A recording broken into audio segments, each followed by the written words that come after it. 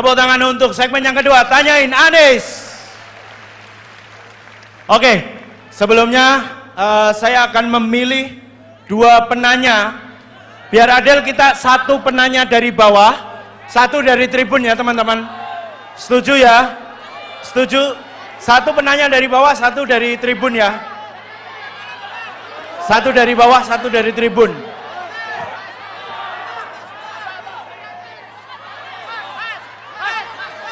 Sebentar. Mas, kita boleh tepuk tangan untuk Mas JJ Rizal yang sudah hadir pada malam hari ini di Desak Anies. Barangkali ada yang ingin ditanyakan, monggo ada mic atau apa? Maju. Permisi. Kita bukakan jalan. Tepuk tangan teman-teman untuk Mas JJ Rizal.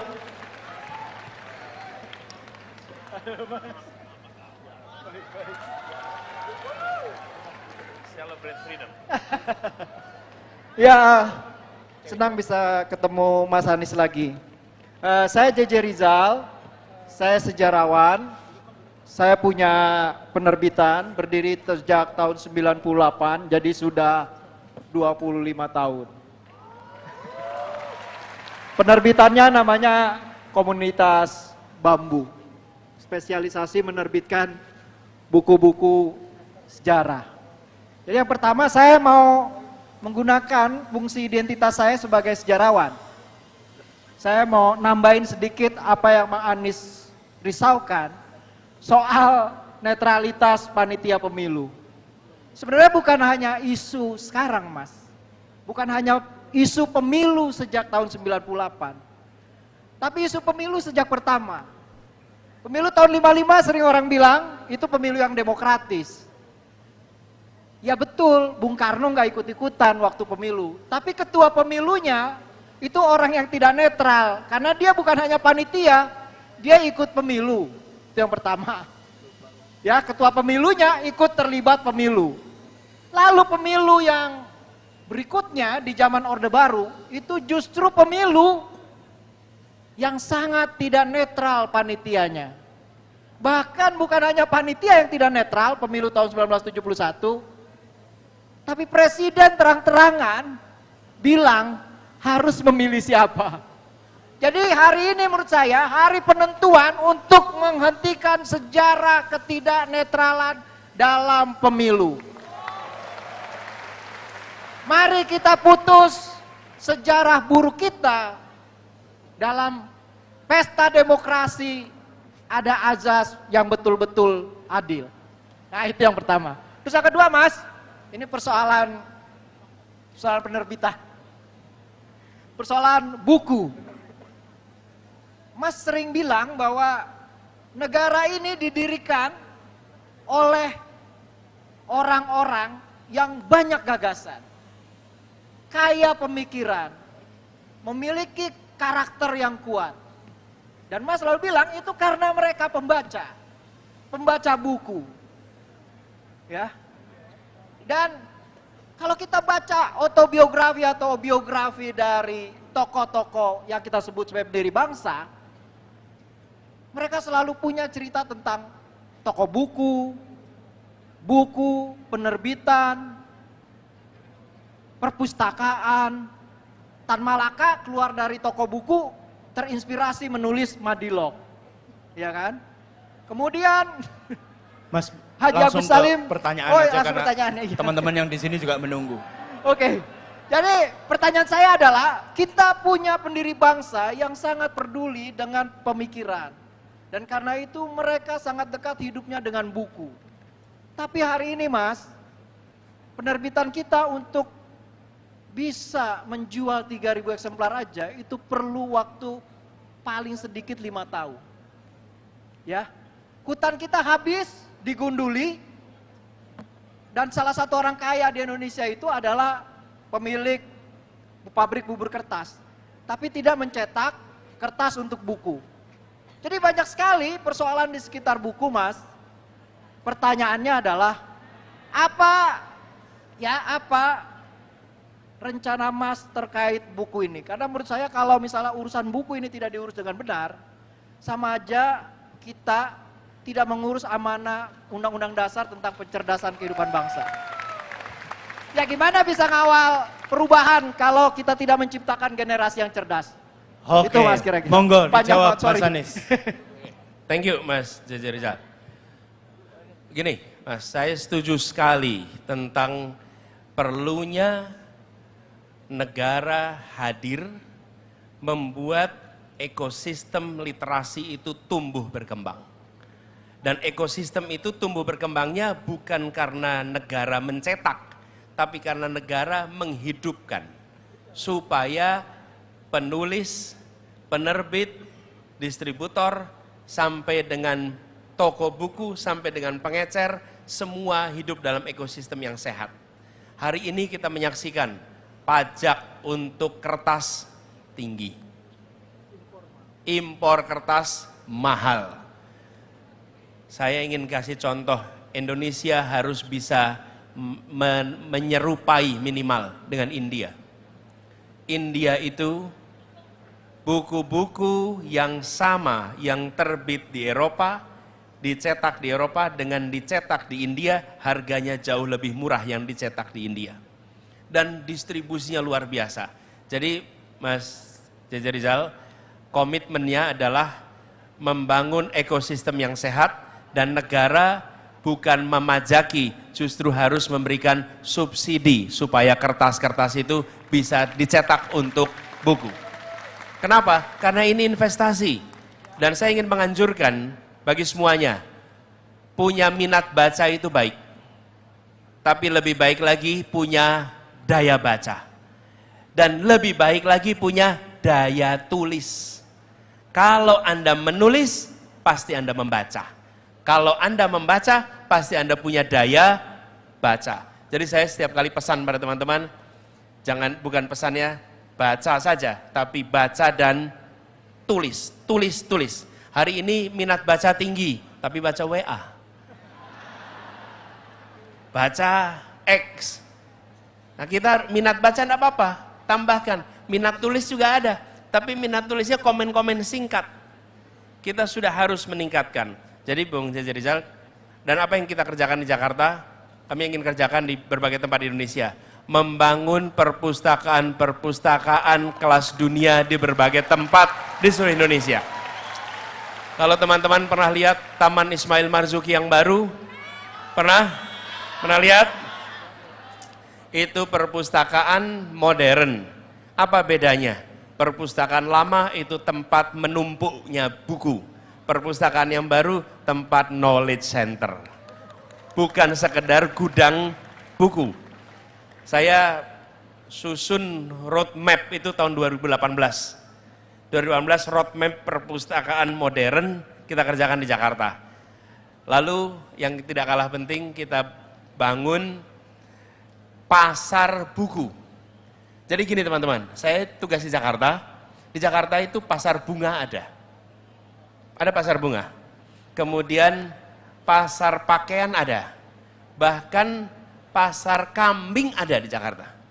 Memang pasar kambing di Tanah Abang. Tapi ketika saya tanya, punya tidak pasar buku di Jakarta? Ternyata tidak ada. Yang ada adalah kios-kios di Senen. Saya bilang, kota ini adalah kota tempat tumbuhnya literasi Indonesia. Dan kota itu tidak punya pasar buku. Jadi kita bikin pasar buku. Nanti harapannya ke depan kita siapkan pasar-pasar buku di berbagai tempat di Indonesia supaya penerbit tidak kerepotan dan penerbit tidak dihabisi keuntungannya oleh toko-toko buku di ujung. Karena toko buku itu menyerap pendapatan penerbit besar toh? Bisa 40%. Ya, besar, 50%. Bisa 50%. Bayangkan, 50%, 40% itu dibayarkan kepada toko buku. Tapi kalau negara menyiapkan pasarnya dan negara mensubsidi, dan ingat, saya selalu mengatakan, negara tidak berdagang dengan rakyat. Jadi ketika negara mengeluarkan ini, nanti kembaliannya apa? Ini investasi, kembaliannya adalah munculnya penulis-penulis hebat, pembaca-pembaca hebat, daya baca, daya tulis, itu yang nanti muncul. Dan itu yang membawa Indonesia jadi maju, kuat, dihormati di tingkat dunia. Gitu Mas Jai. Kalau satu lagi Mas, kalau bagaimana cara Mas menjaga industri perbukuan agar bisa aman dari pembajakan? Ya, kalau itu nanti saya tanya sama industrinya. Oke. Apa yang dibutuhkan diberikan. Oke, terima kasih Mas Rizal. Satu penanya dari... Tenang, kita sepakati dulu ya. Satu penanya akan langsung ke pertanyaannya aja dan hanya 1 menit ya. Mbak ini deh, Mbak ini. Mbak ini boleh silakan. Mbak ini silakan maju ke depan. Tenang dulu.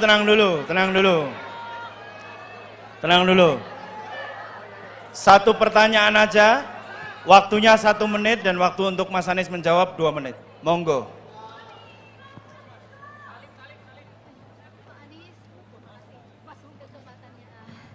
Oke.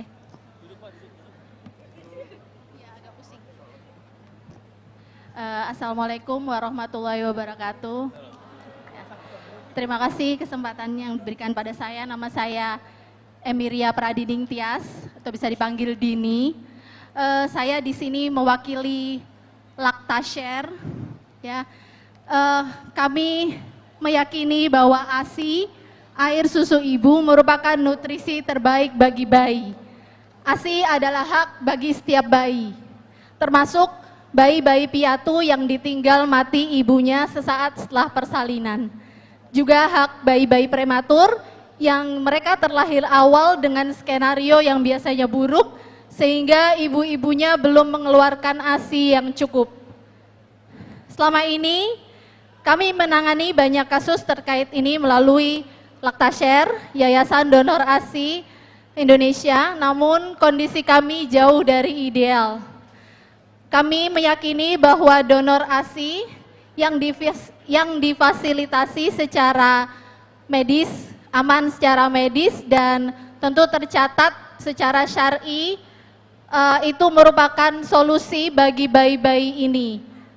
Namun kondisinya jauh dari ideal karena kami belum memiliki infrastruktur yang memadai seperti freezer untuk menyimpan ASI dengan jumlah yang banyak, kemudian mesin pasteurisasi, kemudian untuk kultur ASI dan sebagainya.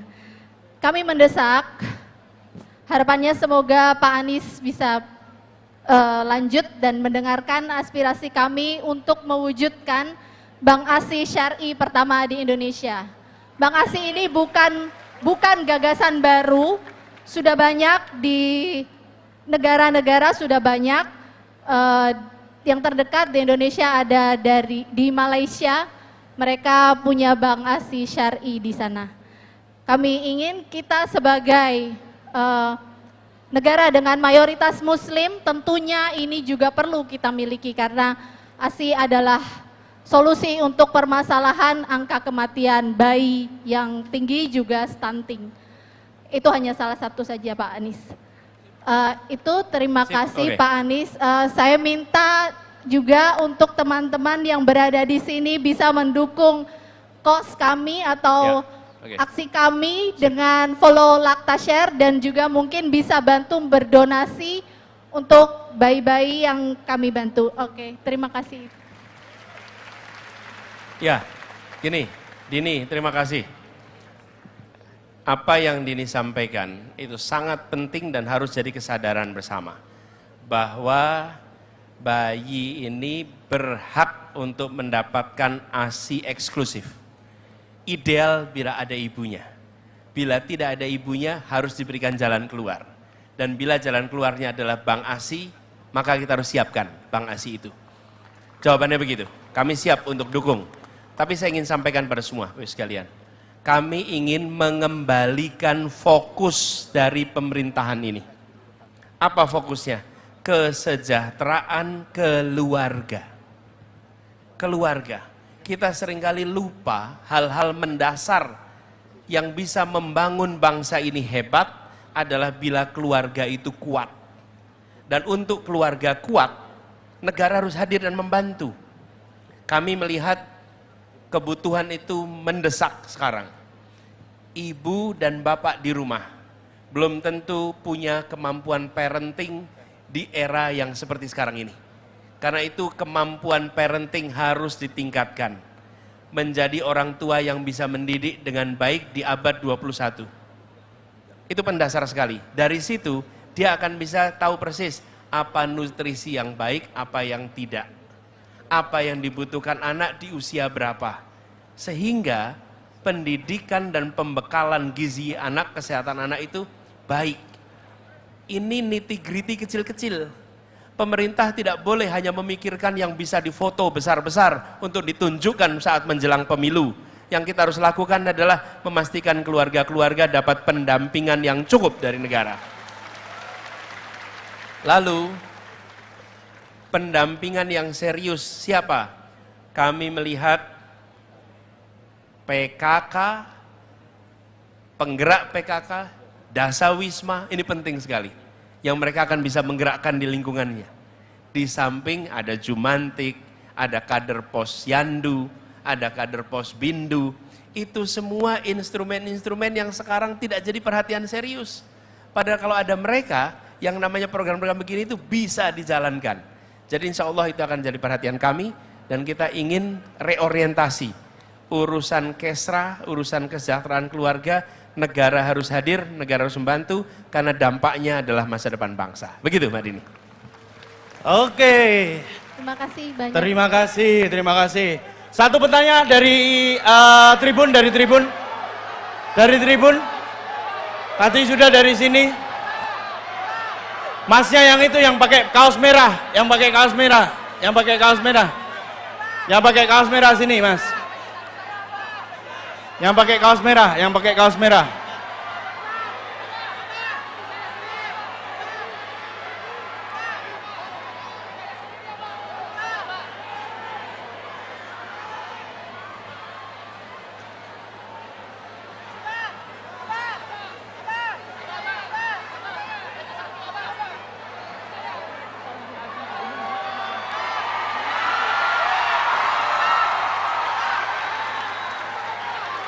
Mana Mas yang kaos merah tadi sudah sampai bawah? Sudah sampai bawah Masnya yang kaos merah?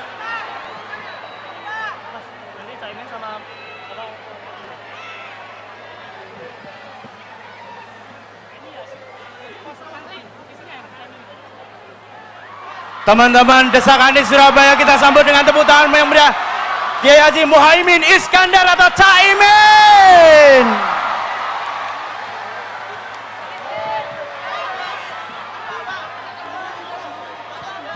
Luar biasa sekali. Hari ini hanya di Desak Anies Surabaya, pasangan calon presiden dan calon wakil presiden nomor urut 1 Indonesia hadir di DBL Arena Desak Anies Surabaya. Oke teman-teman, untuk menyingkat waktu kita undang satu penanya dulu. Satu penanya, sebentar. Satu penanya, Mas, oke. Satu penanya dulu. Nanti dulu, tolong. Kita tenang dulu teman-teman. Teman-teman, saya yakin semua juga punya harapan yang sama. Semua punya suara yang sama untuk perubahan Indonesia.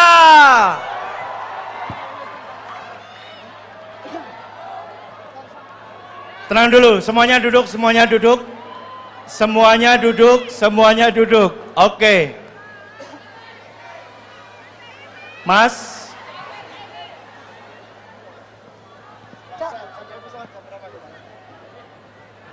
Sebentar teman-teman.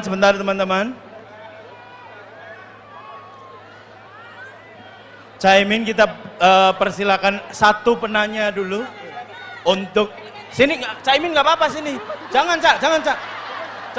Takutnya nggak kuat, saya besar ngawur kamu.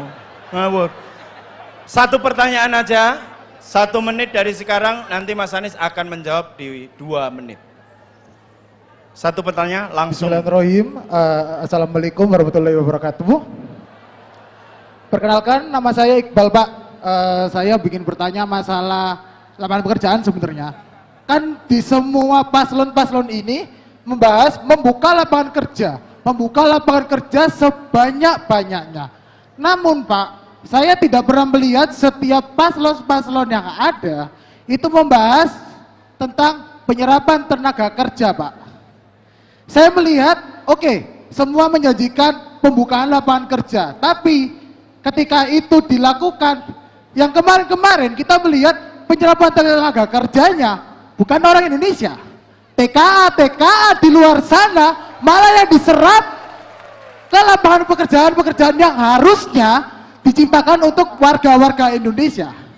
Jadi pertanyaannya saya, strategi Bapak setelah membuka lapangan kerja itu tadi, bagaimana penyerapannya ke warga-warga lokal, warga-warga Indonesia, bukan TKA di luar sana. Nah itu loh. Meringis kamu. Udah pakai intonasi tinggi terus meringis kamu ya. Biar nggak tegang. Jadi itu aja Pak pertanyaan dari saya. Terima kasih. Oh sih, Cak Amin kaget. Monggo Mas Anies untuk dijawab.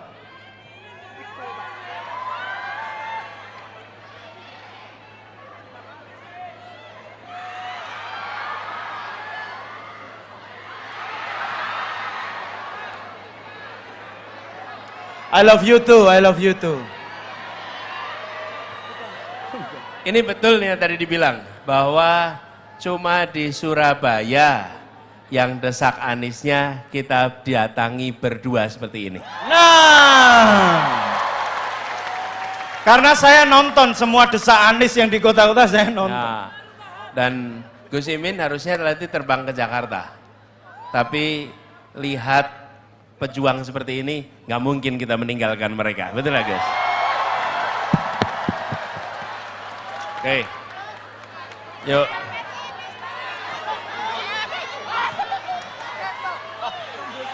Selepet. Nekatin jenengan nih. Daripada selepet, kalau saya nyanyi aja gimana?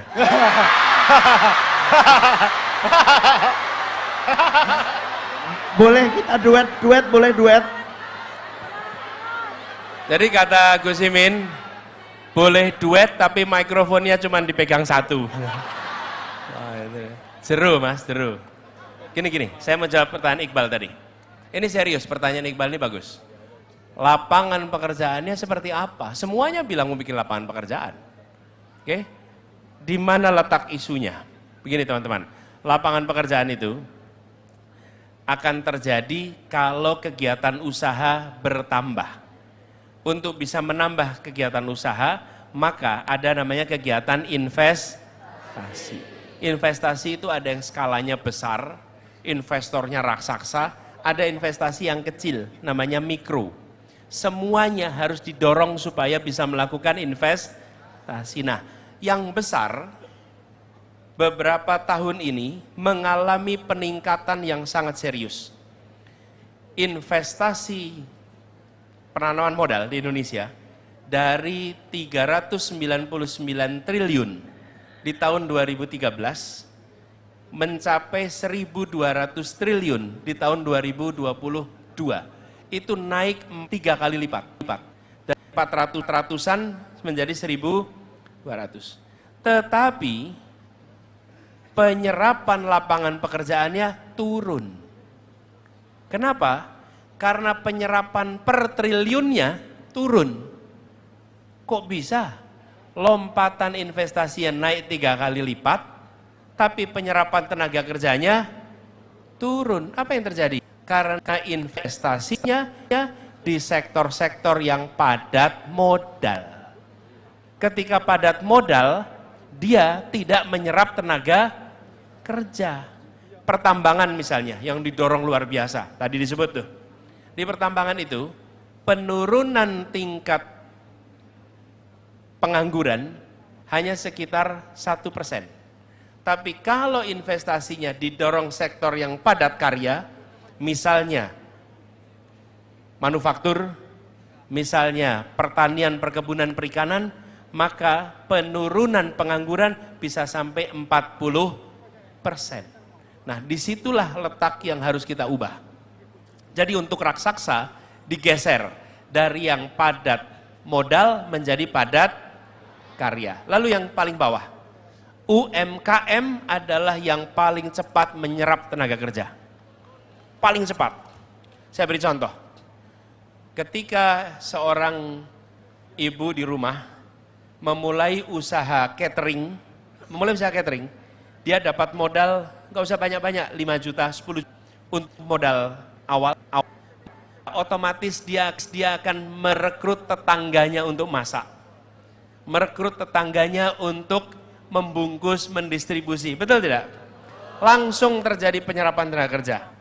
Membuat misalnya nih, ada industri rumahan membuat mukena. Dia punya modal, beli rendanya, beli kainnya, dia dipotong di rumah. Menjahitnya, dia bagikan kepada tetangga-tetangga yang punya mesin jahit untuk menjahit mukena. Lalu dikembalikan, dibungkus, lalu dijual. Apa yang terjadi? Langsung penyerapan tenaga kerja. Nah, untuk yang mikro ini, yang dibutuhkan satu, perubahan semua aturan penghambat. Saya beri contoh aturan penghambat. Saya beri contoh nih. Ibu rumah tangga mau membuat usaha bikin mukena di rumah. Ketika dia mau mengurus izin, ditolak. Kenapa ditolak? Karena rumahnya tidak masuk daerah zona usaha. Lah padahal di dalam rumah tidak ada pabrikan. Ini bukan industri konveksi raksasa, ini di rumah. Tapi aturannya mengatakan tidak boleh. Karena itu dia tidak dapat izin. Begitu dia tidak dapat izin, maka dia tidak bisa mengajukan kredit. Karena dia tidak bisa mengajukan kredit, tidak punya modal. Dengan tidak punya modal, usahanya tidak berkembang. Ini diubah. Kami sudah melakukan. Di Jakarta seluruh wilayah boleh untuk kegiatan mikro, kecil, seluruh wilayah Indonesia, Jakarta. Seluruh wilayah. Sebentar, tenang. Nanti moderator ketuanya, Mas. Ya. Kemudian kita berikan kepada mereka izin usaha. Yang kedua, aturan mengenai permodalan. Peraturan kita sekarang itu memudahkan bagi yang raksasa untuk pinjam uang, dapat akses modal, tapi yang kecil tidak dapat bekal. Itu aturannya ada. Dan ini aturan harus diubah. Jadi kira-kira yang besar didorong untuk padat karya, yang kecil semua aturan penghambat dibuka supaya mereka bisa berusaha. IUMK-nya dibagi, izin usaha mikro kecil. Dengan cara begitu insya Allah penyerapan tenaga kerja akan terjadi dan pertumbuhan ekonominya beriringan dengan pertumbuhan lapangan kerja. Gitu ya Bang Iqbal? Oke. Teman-teman, ada satu yang menarik perhatian saya teman yang ada di tribun atas, Mbak yang dari tadi bawa buku. Boleh turun Mbak untuk menyampaikan satu pertanyaan langsung, kita cepet aja. Ini kan cowok, masa ini cewek, bagaimana sih? Yuk kita langsung aja. Langsung aja satu penanya terakhir. Satu penanya.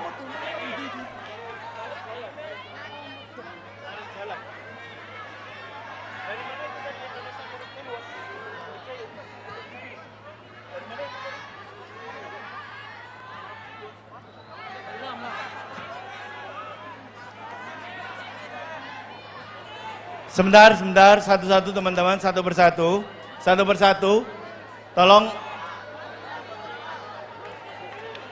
Satu penanya, sabar, duduk dulu. Kita sabar dulu. Kita juga punya keterbatasan waktu teman-teman. Sabar, saya jangan dimarahi. Saya kalau sedih joget soalnya ya. Mbak, tolong itu Mas panitia yang ada di situ, tolong dibukakan jalan untuk Mbaknya. Tolong dibukakan jalan untuk dibuka dulu ya. Kita buka jalannya dulu.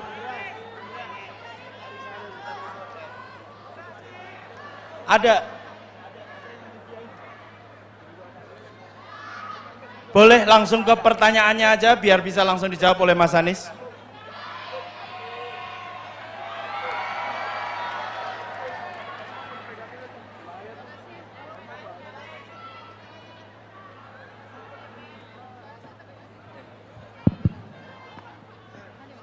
Halo, suara saya terdengar? Saya terima kasih untuk teman-teman Tribun atas diskusinya sama saya. Terima kasih banyak. Selamat malam Pak. Izinkan saya bertanya dan berkeluh kesah. Yang dimana saya sendiri sebagai anak muda menemukan teman-teman saya yang tidak peduli.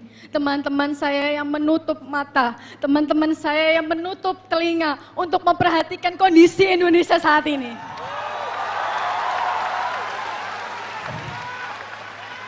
Saya menunggu, Pak. Saya ingin tahu, Pak, bagaimana menyadarkan mereka, Pak. Apakah memang sudah hak mereka untuk apatis? Apakah kewajiban kami untuk mengingatkan? Saya ingin tahu tentang hal itu, Pak. Bagikan pikiran Bapak tentang hal itu. Karena saya sendiri, saya miris sama mahasiswa-mahasiswa yang apatis. Saya miris.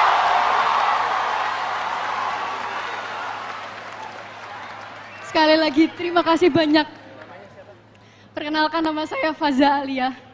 Iya, Pak.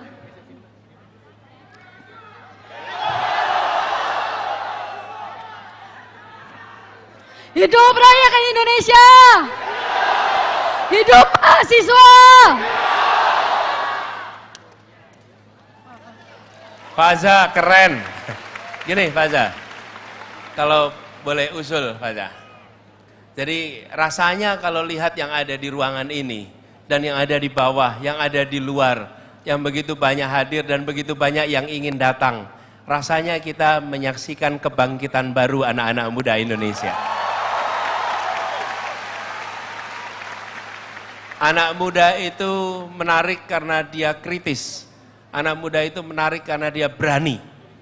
Dan kenapa anak muda berani? Satu kenapa berani? Satu, karena dia tidak punya beban apapun juga. Tidak punya beban apapun juga. Yang kedua, orang berani itu juga karena tidak tahu masalah dengan lengkap. Anda lewat makam malam hari, kan orang baru di situ, Anda nggak tahu kalau itu kuburan. Sudah Anda lewat sampai di ujung, orang tanya, hebat betul ya lewat kuburan. Oh tadi kuburan toh. Kenapa? Ya karena Anda nggak tahu. Dan teman-teman ketika mengatakan A, B, C, teman-teman nggak mikir resikonya apa. Kenapa? Karena tidak tahu resikonya. Justru anak-anak muda dibutuhkan, karena anak muda tidak punya beban, dan anak muda tidak memikirkan soal resiko yang dikatakan hanya yang ada di pikirannya. Ya kan? Nah, ini harus ditumbuhkan. Saya melihat begini, kalau kita ingin membuat teman-teman muda tertarik, maka kita harus membawa gagasan yang menarik. Tidak ada pilihan. Kita berkompetisi dengan segala macam urusan dan kita tidak bisa mengatur pikiran orang. Kita tidak bisa mengatur perasaan orang. Tapi kalau kita menawarkan kegiatan yang menarik, anak muda datang, anak muda terlibat. Dan menurut saya ini yang harus terus-menerus ditumbuhkan. Sehingga teman-teman yang peduli atas persoalan-persoalan yang ada di bangsa ini, tumbuhkan kegiatan-kegiatan yang menarik supaya lebih banyak yang mau terlibat, lebih banyak berdiri. Dan saya titip pesan, jangan pernah membuat mereka yang belum terlibat merasa kalah, tertinggal, jelek. Begitu ada perasaan kalah, tertinggal, jelek, maka akhirnya menjauh. Tapi kalau dibuat mereka merasa Anda bagian, yuk kita bergerak sama-sama. Apa yang sudah kemarin, sekarang kita lihat ke depan, mudah-mudahan akan lebih banyak yang terlibat lagi. Tapi Faza, saya ingin sampaikan di setiap masa selalu ada yang menjadi tokoh-tokoh. Setiap masa. Dan di setiap masa selalu ada yang bergerak besar dan ada yang merasa pasif. Itu setiap masa ada.